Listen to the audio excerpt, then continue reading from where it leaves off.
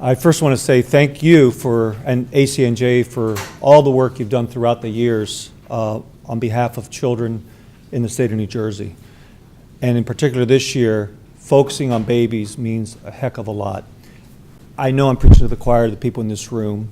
I know that everybody here understands the importance of investing in those first few years. And as you heard from Alana, a lot of data here is much more sobering. You know, it's funny when you read it, but then when I'm listening to Alana speak about it, it's a lot more sobering than I expected it to be. We have a lot of work to do, and we're going to count on everyone in this room to help us do that work. Because we know that we need to do more for our infants and toddlers in the state of New Jersey. One of the things under SEAL's leadership at ACNJ on the advocacy side, under the communications leadership of Steve Adubato and the Caucus Educational Corporation in New Jersey, the Nicholson Foundation, as well as the Turrell Fund with Kurt Fields in the lead there, we came together and said we need to draw attention for parents, professionals, and policymakers in the state of New Jersey about the importance of investing in those first few years of life. And I encourage you all, there's not enough time to go into detail of some of the things we've done, to go to the Right From the Start NJ website, just Google it, and you'll find some interesting information about what we're doing, some of the interviews that Steve Adubato has had with key officials in the state of New Jersey and even nationally about how we all understand those first few years of life and how critical they are. As Seal said, I joined the Nicholson Foundation a little over a year ago. Before that, I spent 5+ years in the state of New Jersey at the Department of Health. But before that, I had many years of clinical experience as a pediatrician in very diverse settings. It has really been quite an honor and privilege to have worked with so many children and families from such an array of backgrounds. From southwestern Alaska, working with the Yupik Eskimos, to uninsured and underinsured children in Miami-Dade County from many parts of the world, through working with victims post-Hurricanes Katrina and Rita in Mississippi and New Orleans. I've worked in Haiti and Bolivia.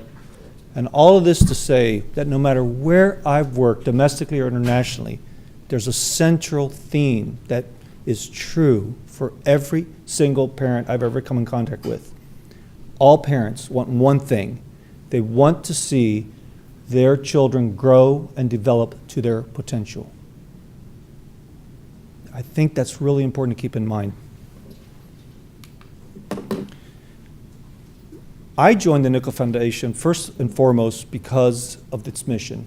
We're dedicated to improving the health and well-being of vulnerable populations in the state of New Jersey. It was a natural fit coming out of the state after 5+ years there. And we have two priority areas there, health and early childhood. And the reason we invest in early childhood is we understand, I mean, the science shows this, right? We understand why those investments are so important. Science shows, depending on which study you read, for every dollar spent in early childhood education, $4 to $9 are saved. It just seems so logical to me. And this is why, as Seal said, we're putting more and more emphasis as funders, advocacy groups, and on the communication side into this effort. Now, ACEs, if you want to really understand the impact of ACEs, I know people in this room have heard about this, please read The Deepest Well by Dr. Nadine Burke-Harris. It's the best explanation. So my job here, because of the time constraint, is only to give you the high-level view of this. Adverse childhood experiences, or ACEs, okay, are known to be correlated with what we might predict, most of us would predict in this room, increased mental health and emotional problems later on in life into adulthood. Behavioral problems in childhood, mental health and emotional problems. But what's really interesting when you really understand this is that ACEs are also correlated, the more that you have in your life as a young infant, toddler, or child, the more likely you are to also have problems with hypertension, heart disease, diabetes, and even some forms of cancer. And what's really fascinating to me is that that is independent of the mental health or emotional problems. So to me, as a physician, as a public health advocate, I came to the foundation and I gravitated throughout my career into public health programs to work on systems that address these problems.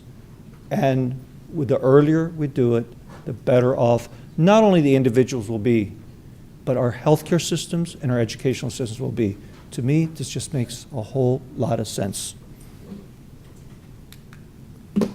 And it's all based on the science of brain and neurological development. I have to remind myself often, and I know people in this room know this, the brain goes through incredible growth through those first few years of life. Triples in weight the first 2 years. Synapses or connections between the neurons or brain cells are happening at the fastest rate they'll ever happen in the first few years.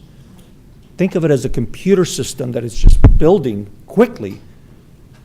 It is the best opportunity we have to impact lifelong health of that child, the community, our state, and for that matter, our country. This is why we need to do more in those first few years. Now, a lot of great overview of data from this Babies Count report. I'm just going to focus on a few numbers because it's all I can remember half the time, right? Just a few things, right? How many children we have under 3? Over 310,000 children, infants and toddlers in the state are under 3. More than 1 in 3 are living in low-income households. That's under the 200% FPL, which is approximately $49,000 for a family of 4 for the year. Imagine trying to make it on that budget. And we're not talking about the ones just over that. And while we want the same for every single child, the same opportunity in this state, we have to focus a lot on these low-income households because they are particularly challenged, and I'll talk about that in a second. We have what's exciting. I just spent the weekend, for the most part, up in Patterson with the in-laws, and part of my time was spent with a 5-year-old, which reminds me that, it's exhausting. It's hard for a 5-year-old, much less an infant or toddler. In Patterson, I went to eat at a Peruvian restaurant that's owned by a Colombian, and the chef in the back is Mexican, and one of the waiters is from Syria. It's great for great variety of eating in this state. We have to be more attentive, though, to this diversity and how to communicate and what the different needs are. And this, to me, is the most telling about what we need to do. More than 2 in 3 of households that have the youngest ones in the state have working moms. I don't know how they do it. Sometimes they have to give up a job, give up one income. And how can a working mom, particularly in a low-income household, attend to the needs of her infant and toddler, maintain work? 30 million word gap. This is a landmark study. The phrase coined by the researchers you see there, Hart and Risley, that really speaks to the work we need to do. First, the disparities in vocabulary start to appear at 18 months of age. And what that 30 million word gap refers to is that children who are raised in low-income households, compared to their wealthier counterparts, by the time they're 4 years of age, will have heard on average 30 million less words.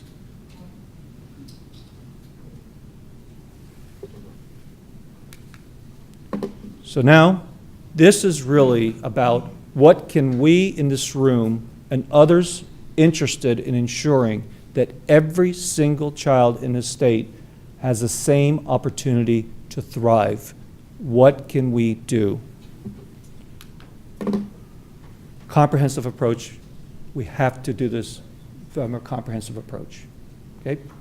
I'm going to focus a little more on the social emotional environment, but we can't forget things like lead, how that might impact somebody. You might have the best household, you might have the best household, you might have the best education center, but if that child is impacted by lead, There's no doubt we need to do something about that. We should congratulate the current administration for a lot of different things they're doing to address this issue of disparities, the issue, and also, which we'll get at, helping the chances of many children in our state to reach their potential. Pre-K expansion. That is wonderful news for the 4 and 5-year-olds and their families that is now happening at hopefully a very fast clip, and I think it will. That is wonderful news. The investment in black infant mortality, when I was at the Department of Health, honestly, it's not only staggering, those numbers, it's embarrassing. And we are grateful to the Department of Health, the Health Commissioner, and the Governor, and the First Lady for having put in more than $4 million that in large part will start to address black infant mortality rate in the state. You know, when you have numbers like non-Hispanic white infant mortality, in the latest data is 3.0, black infant mortality rate is 9.7, which by the way was a decrease from the previous year, which is 12.7 or somewhere in that ballpark. It is staggering and embarrassing, and it's time we do something about it.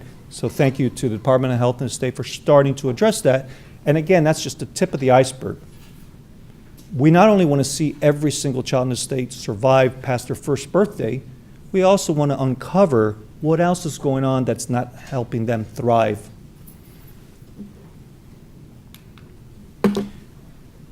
One of the things we also need to do is start to break down the silos between the different systems that exist.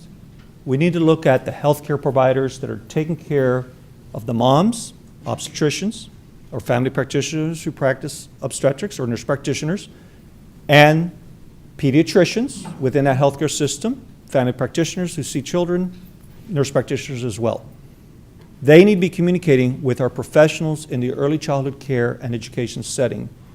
They need to be exchanging information about the same children they're doing. It behooves them to do it, makes it more efficient and more effective.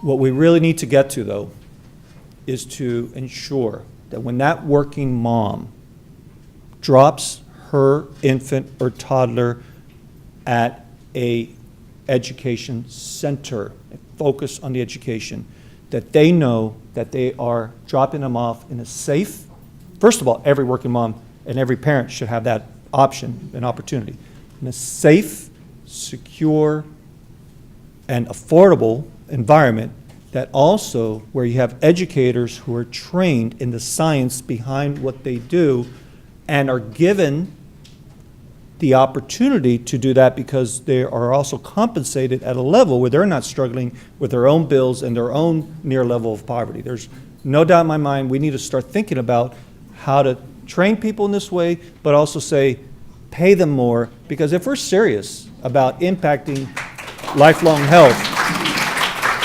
I mean, honestly, as a pediatrician, if I see a child of 5 or 6 years of age and I'm now trying to backtrack to do something, it's not very cost effective. But as a healthcare provider, as a healthcare educator, if you can impact that brain development, help those synapses form at their most critical stage, you can actually save, again, $4 to $9, and that's just, tangible dollars. There's probably more in there that is hard to measure. Every single parent, that is our dream, and Syl and I have talked about this, should have this option in the state of New Jersey. I'm going to close this by focusing on one quote from Paul Tough, because I'm often asked from his book, if you haven't read it, Helping Children Succeed, I also recommend you read his latest book. I'm often asked as a pediatrician, what can I do as a parent to stimulate my child's development, etc.? And sometimes I'll go into details depending on the situation, and there's no time to go into details here. But the most important thing is the relationship that adults develop with their children. So I'll read the quote. For most children, the environmental factors that matter most have less to do with the buildings, they matter, but less to do with the buildings they live in than with the relationships they experience, the way the adults in their lives interact with them, especially at times of stress.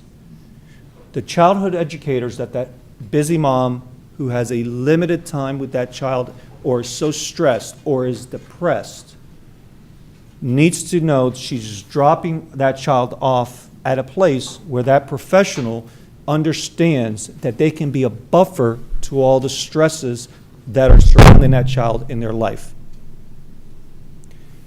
At the same time, we cannot address the needs of that infant in isolation. If the mother has depression, anxiety, or just general stressors that we all have in our life, but it's too much for her or the father or the uncle or whoever is taking care of that child, if we don't address those needs in the healthcare system, in the early childhood education system, we're not going to get very far. So we have to come up with solutions that help figure out how to integrate those.